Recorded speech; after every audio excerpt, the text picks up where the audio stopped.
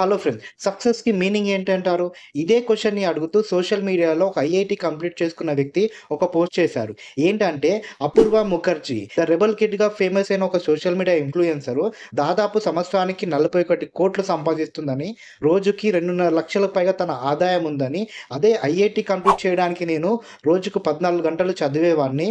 ఫ్యామిలీస్‌కి, ఫ్రెండ్స్‌కి, ఎంజాయ్‌మెంట్‌కి చాలా రోజులు దూరంగా కూడా ఉండేవాడిని. అలాంటి నాకు ఐఐటీ కంప్లీట్ చేశాక 20,00,000 సాలరీ రావడానికి చాలా కష్టంగా ఉంది.